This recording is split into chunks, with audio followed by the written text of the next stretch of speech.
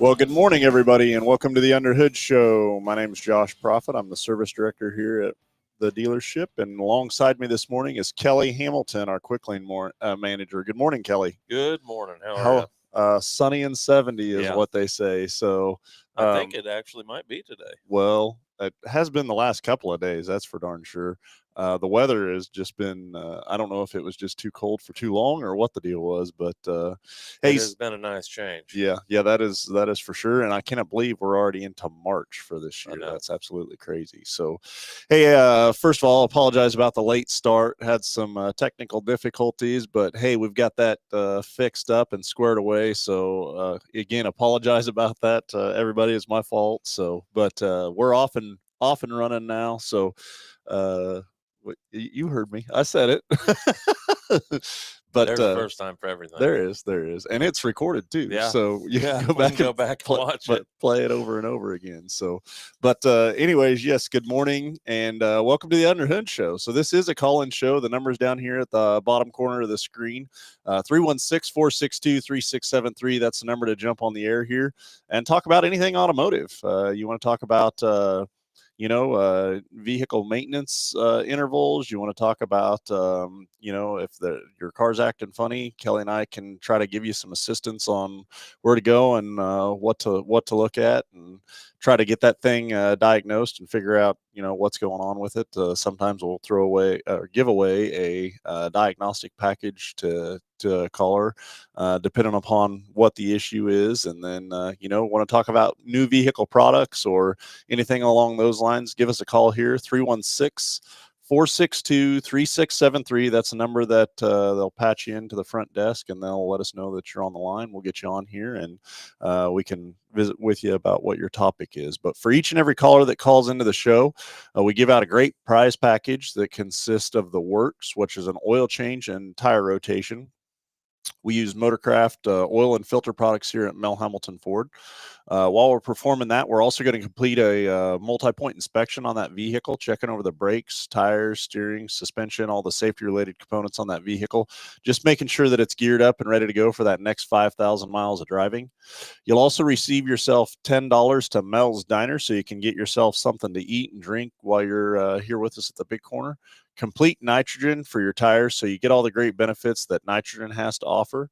And then a BG products package, which consists of a can of MOA or motor oil additive for your engine oil, and then 44K for your fuel system. Again, just getting that vehicle geared up and ready to go for that next 5,000 miles of driving. So let's get the phones ringing, 316-462-3673. So one of the things that I wanted to talk about, we've endorsed BG products for many, many years. And the acknowledgement, the traction that they're getting from the manufacturers of the acknowledgement of the use of their fuel products, right? That is something I never thought that I would see. I don't. I've went back and forth on that just because of the need of the product, and we talk about this a lot on the show, and just the maintenance of a vehicle and how important that is in regards to the longevity of it. Oh yeah. And the amount of research and development and stuff that BG puts in their products and chemicals to make sure that what you're paying for, that you're getting something. Yep. But to have a automotive manufacturer endorse your product, I think has got to be huge. It is. It is huge, and it's huge in this industry, and it's acknowledgement of what we already knew. Using the product for so many years, with decades now. Yes. We know it works. We've been using it. Mm-hmm. And now to have a couple of manufacturers buy in and endorse their product and acknowledge the fact that it works and works well is big.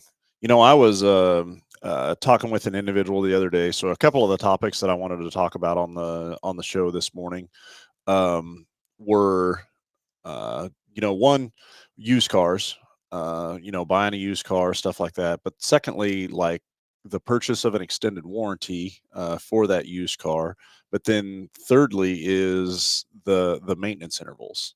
And this is something that you've been in the industry a long time, just like I have, which is crazy to say at this point, but it seems like it's been a Longer than couple I years. want to think Yeah, about. a couple years, but then you go back and count the days, and it's been a long time for sure.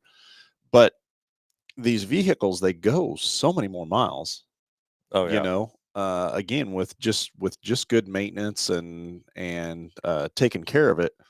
But I was asked this question the other day in regards to service intervals, not specifically to the oil change, but just other things like the consumer purchased a newer vehicle, so it was used, but it was newer. It had 20,000 miles on it, and it was like a 22-year model. It was an all-wheel drive, yeah, SUV type vehicle. And so then they're asking about, well, I know obviously I got to change oil on it, but outside of that, like what do I need to do? When do I need to do it?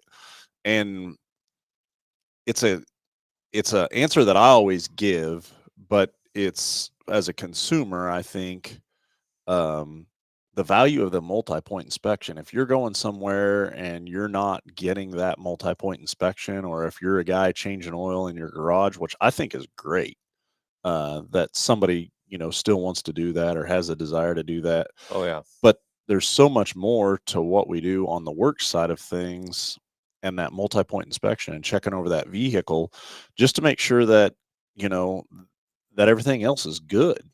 And where I guess I'm going with that is on a maintenance interval, a manufacturer cannot put out a blanketed statement saying that you do this at this interval, you do this at this interval, this at this interval, because everybody's driving conditions, how they operate the vehicle, how they use the vehicle is so different 100%. that you're just not going to be able to capture the needed items. Yep. You know, Yeah, and if you drive like I do, you might change that oil a little early. You might, well, do those fuel I filters mean a little more often. the perfect example of that would be me and my wife. Yep. Like we could have the exact same identical vehicle, and her brakes and her tires are going to last her Yeah. pretty much the life of that vehicle. And for me, it's going to be on the lower end of the spectrum. Yeah.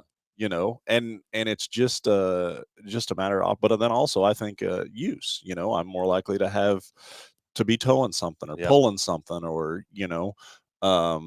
just where she drives to work and how she gets there versus how I drive to work and how I get there. The in town versus city, I think, is Mhm. another a huge thing. And so some of the things over the years that I've seen, what I've seen, like maybe increase in service intensity, but then some of the things that I've seen decrease in service intensity. So my example of that is a drive belt or a spark plug. Spark plugs. Like Yep. years ago, we'd be putting plugs in stuff 30,000 miles. Yeah. You'd be putting drive belts on stuff, pretty frequently. I Yeah. mean, you go all the way back to a V belt when you were Well, adjusting those, and yeah, that was part of the oil oil change, change. adjust the tension on the belts. And and then on the other side, on the flip side of that, is maybe something that we didn't touch, near as often as we should. I think about, you know, maybe transmission fluid, yes, no, but like rear differential fluid, stuff like that. I mean, those vehicles, 100,000 miles, they were done and they were going into a salvage yard or a Yeah. junkyard. Yeah. And, now Well, that's not the case, right? so yeah, there's that, and there's also, they weren't lots of those vehicles back then weren't built to the tolerances they are today. Yeah. There is so little room for error in today's differentials and things, especially now that they're introducing the torsion Hmm. differentials and stuff. They're if you haven't seen one of those, it's alien looking. But they're just such tight tolerances, and that we didn't have that 20, 30 years ago. And you you do have to maintain those and take care of them a lot better than we used to. So the other thing I can think of is brake fluid. Yeah. Years ago, nobody was really concerned about brake fluid or what you either had it or you didn't, right? Right. If you had it, you had brakes. If you didn't, you knew pretty if, quick. if you didn't, you needed you needed brakes. So, or you needed to fix a leak, and then you got brakes back. But nowadays that's something that we are consistently looking at, and as part of a brake job, it is recommended to change your brake fluid, stuff like that. And you see a lot of manufacturers now that are incorporating that into their owner's manual. Well, and a lot of that, Josh, is knowledge. The more you know. Yeah. And now we're to a place, especially with these vehicles lasting as long as they do. The brake system's a perfect example. So with the vehicles lasting as long as they do, like you were saying, 100,000 miles used to be a salvage yard vehicle. Well, when you're going 3, 4, 500,000 miles in a vehicle, you need to maintain those systems so that vehicle can reach that. And on the brake fluid, especially when it's running that long, you're going to get moisture in the brake fluid. The brake Yep. fluid, it pulls moisture out of the atmosphere. It's going to react with the copper in the brake lines, and that copper is going to degrade and muck up the fluid. And then now we have hydraulic control units and ABS modules and all this stuff that this brake fluid interacts with, and dirty fluid, bad components on the car that are not going to make it that full distance without maintaining those systems. Yeah. No, I agree with that 100%. The other side of it is brake fade. For somebody that I think we can talk about brakes for quite a Yeah. while, but I think of somebody, and being in the industry, I think we get it quite a bit. Is that brake fades is a real thing? It's a legitimate thing. The other thing is warp rotors or a vibration or a pulsation, and and both of those categories, when you daily drive that vehicle, Yeah. I don't. It's just something that you kind of become familiar with or used to, and it's like you're not really keened in on it. But then, like for you and me, when we go hop into somebody's car, like you pick up on it instantly, right? Just because you're not the person that was driving it on the daily and stuff like that. And I think a brake fade and the feel that I've experienced before and then after a brake fluid service, and how much more responsive the brakes are. Yep. And it's crazy that thinking that changing out fluid would make a difference, but it does. Sure does. Which is absolutely crazy. So I've got a question for you. Working down at the quick lane down there, there's a lot of vehicles. I don't think that whoever's on the call, I don't think understands, or whoever's watching understands how many vehicles on a daily sometimes will get through that place over there. But what is the most miles that you've seen on a vehicle come through there? Now, before you answer that, I also have a out to the callers out to the listeners. Call in. I want to know what the most miles has been on a vehicle that you've owned or driven, or even if it's somebody that have owned or driven. And so, what can you think of an instance? Oh, Or absolutely. okay, and know what vehicle it was, Yeah. stuff like okay. Well, first of all, company vehicle. It's a Okay. local transportation company. Okay. But they've done business with us for years, and it was actually an Econoline Okay. van. Yep. Yep. And I believe the last time Is the van still in existence today? I think they've gotten rid of most of their Econolines and gone with the Transit. To the new Transits. Yeah. But the last time I saw that Econoline, and this is an original engine and transmission in Okay. this vehicle, I want to say it was just shy of 800,000 miles. Really? It was 770 something thousand miles. And again, original engine and transmission. Now, what I will say with that van, what these folks are doing with them, I mean, they're getting right on the interstate. highway. and they're going down the interstate and coming back on the interstate the whole time. That's how they rack up the miles. But But to also have think about, think about that scenario as far as on the engine and stuff, that it gets warmed up, gets to operating temperature, cruises at operating temperature. You yes, know what I'm saying? Everything's yes.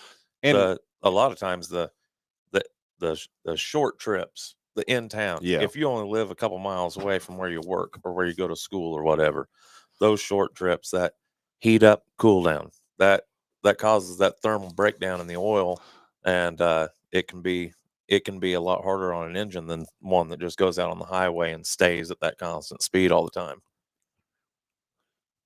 Whatever. Yeah. Sorry about that. Here, we'll get you hopped in here. Anyway, Well, good morning. well, yeah, it is good morning. I'll promise you that. Too, Yeah. So. We had some technical difficulties, so we got a late start on the show. Thought it And was afternoon. yeah. Yeah, nice try, Kelly.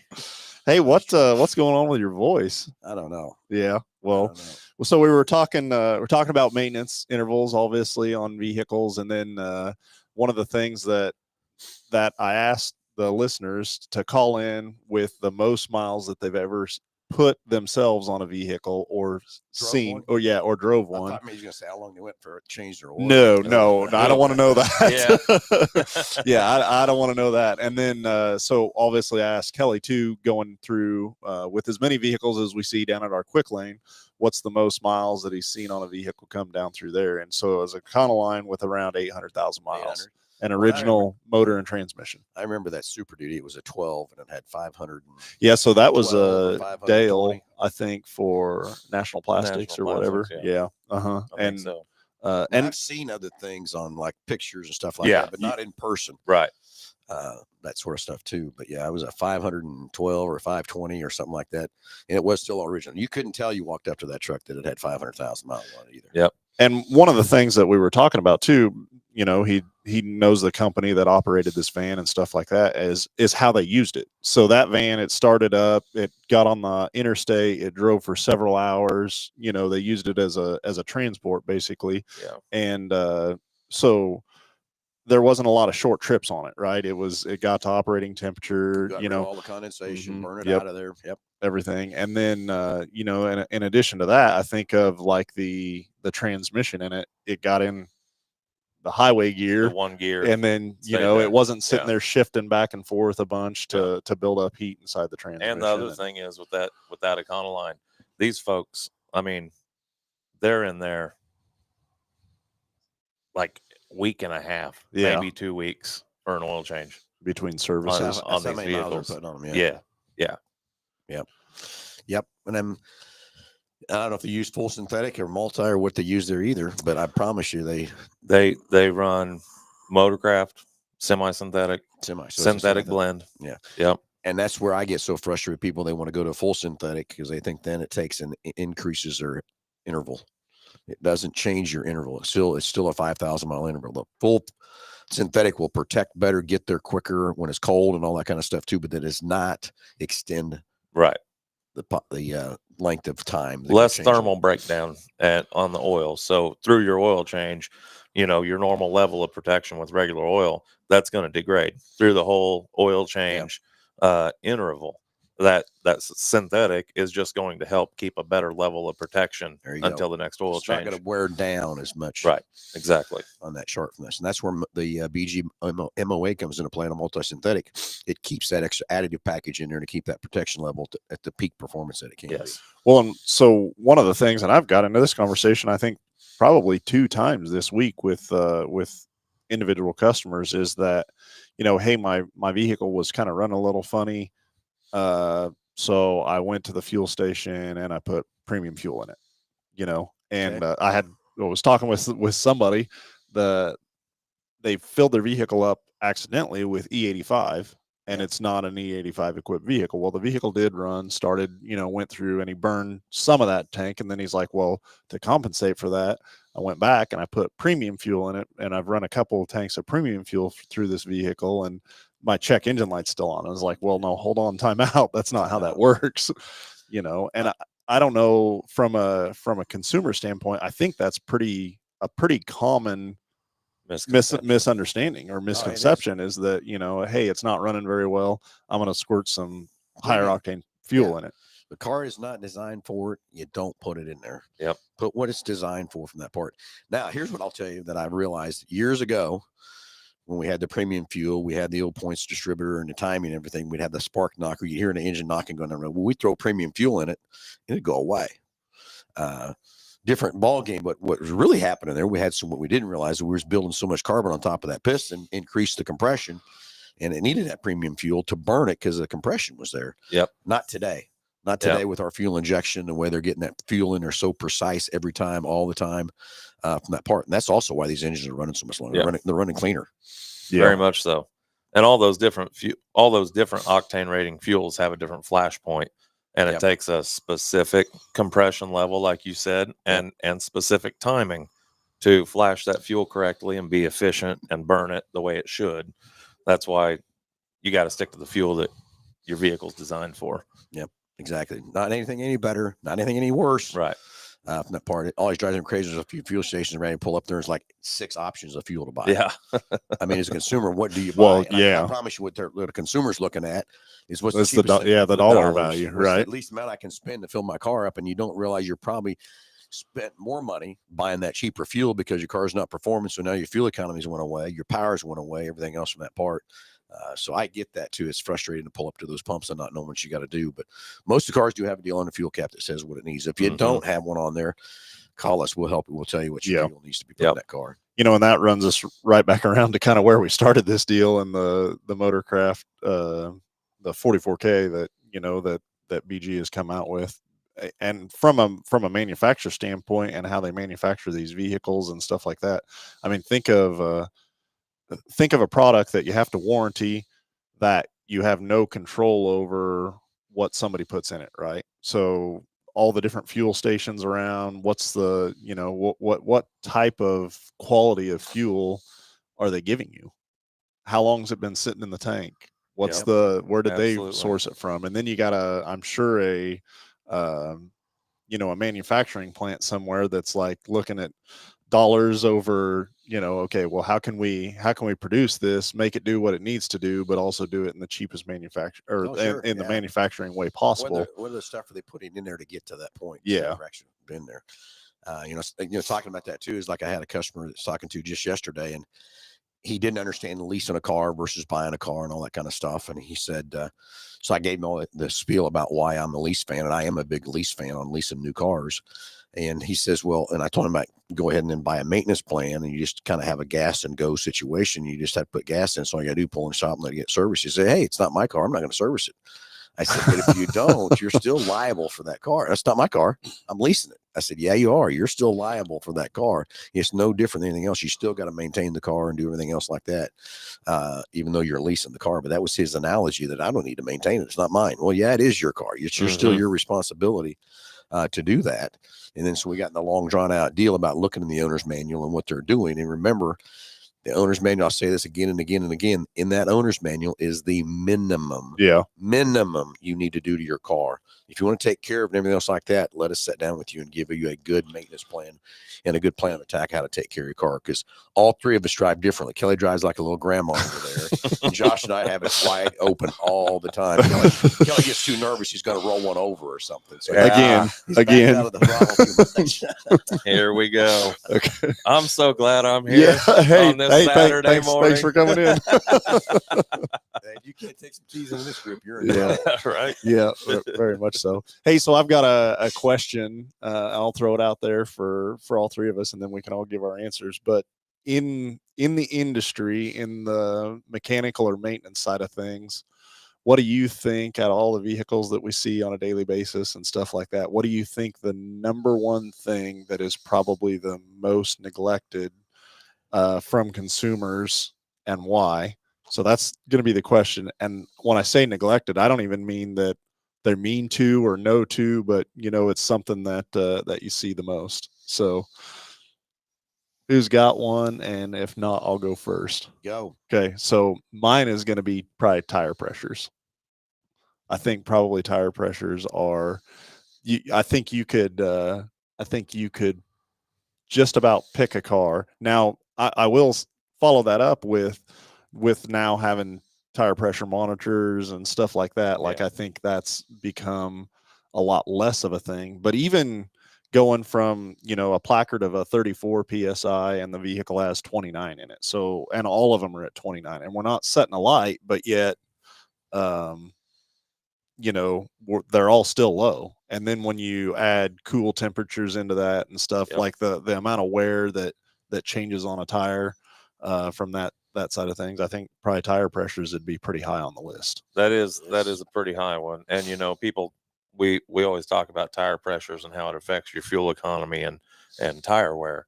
One of the things that probably doesn't get talked about enough is how much the load rating changes on those tires by the PSI, because of the extra heat in the tire. Yeah. I mean, running 3 or 4 PSI low, when you calculate that on all 4 tires, you can change the load rating of that vehicle by thousands of pounds with all 4 tires calculated in there.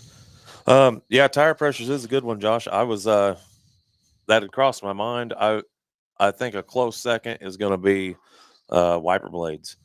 There are so many vehicles that come through that I see with wiper blades that have the little rubber piece dangling off of them. They're torn up, and it's just something that most folks don't think about until you're in the rainstorm. Yeah, nobody's stopping in a rainstorm to put wiper blades on their car. I could see that being a pretty high on the list deal. So now we've took the easy answer. What's yours? Well, no, I think we take these newer cars for granted, too much.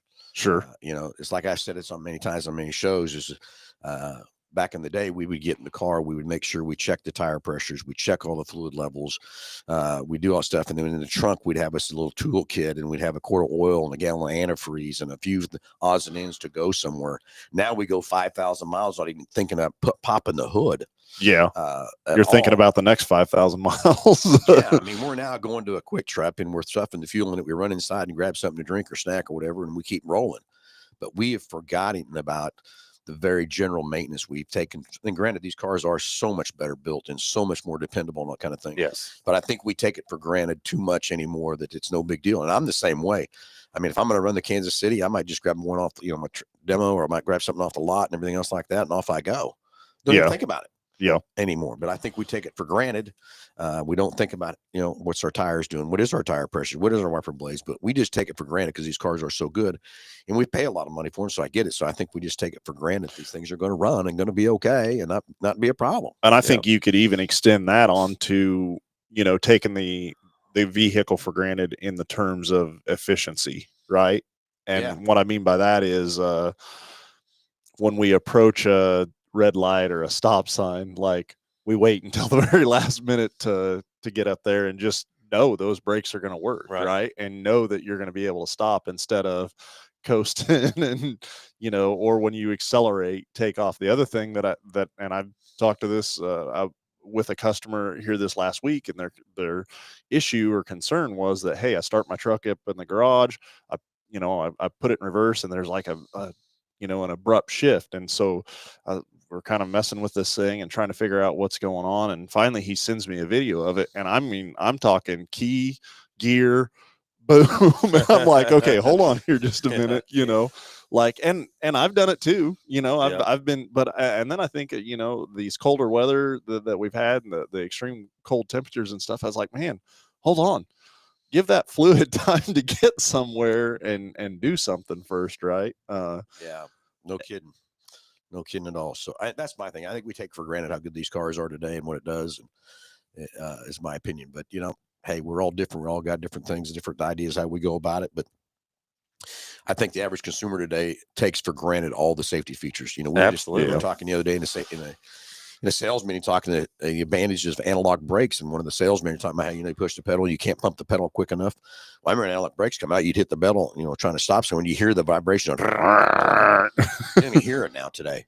It's like last night, I'm sitting there at the stoplight waiting to go. I had no idea the truck is shut off. Okay, I mean, they've got it so good at that auto shut off and start off. You don't even feel it or see anything unless you're watching your dash and your gauge. Right. Yeah. And I looked at that and I said, man, that is, and I'm in a 5.0 truck. And so it's not a hybrid or anything else like that. And I mean, it was so smooth, so good. You don't even notice that thing shut off. You don't even know it started up. I just happened to watch the tack jump up. I mean, it's crazy. But we just take two for granted how good these cars are. We rely on those brakes. I mean, those analog brakes, are they cool as hell? Do they do a great job? Think about it. You talked about it the other day. Let's go put some people out and say, oh yeah, I'd love to see like my kid or your kid or something like that drive like take a 1975 something with a carburetor and and hey, go take this to school, and then you get in it and gotta feather the choke. And how about carburetor, and go one step further and say 4-wheel drum brakes. Manual transmission. Manual brakes. That's the one. No power steering. They'd never make it. The bigger steering wheel, but also the bigger arms. We still have this day. I remember riding with my grandma in her 63 Monterey, from here to 119th Street long. The back seat was so big and everything else like that. But she'd drive down the road in the street and going like this. We left about all because that's what they had to do. Yeah. She was doing that, and that was the car. Like she was that was all the play. That was all the play and the box and all the linkages, hard tires and everything. Just trying to keep that thing straight in the road. So we laughed about it all the time. She's driving like this down the road. Yeah. Today, of course, that's like yesterday. I'm coming down 235 and I'm running 74 mile an hour, so I don't get a ticket. And here comes this. It was an 07 Chevrolet truck back, with a C71. Rusted out, and he passing me. The right front tire is going. Oh no! What are you doing? Well, and you feel that. Yeah, you feel it in the vehicle, right? In the steering. And then you got by it, those tires going like that. And holy smokes! So take it for granted. Okay. Well, and that goes back to the multi-point inspection and how important that is to have that, the vehicle serviced at a service interval, but then also be able to get it looked over, right? Yeah, exactly. So. Okay, well, sorry. God, my voice is getting. I didn't bring my jug of water with me either to talk. But sorry, I was late in the sales meeting. We have hired a new GSM. Matt Smiley's over here with us, and excited for him. And he was doing he's only been here. It's his third day, and so it was his first time to do a sales meeting, and it kind of went long. And a lot of the guys came over to me after the deal and said, that's a breath of fresh air. And I'm telling you, it was a breath of fresh air. So very excited good to have Matt with us. So sorry I was late to the show today. Kelly, thanks for filling in. And I almost yesterday told you, Josh, you probably I knew Matt was going to be his first sales meeting. It was pretty intense. So it was really good up there this morning. So sorry I was late. And Kelly, thanks for hanging out. It's all good. It's my favorite when Josh calls me 2 minutes before this is starting with no prep or a list of what we're talking about or anything like that. No you better get used to that. We love it. Prep either. This is the only thing I know. And you can come in here with a list of 10 things to talk about, and you take 3 phone calls and in the ditch. In the ditch quick. But that's okay. That's what it's all about, right? It's part of the fun. So anyway, I got to get something to drink. Let's call it good, and we'll catch everybody next week. All right. Everybody have a great weekend. Talk to you soon. We'll see you.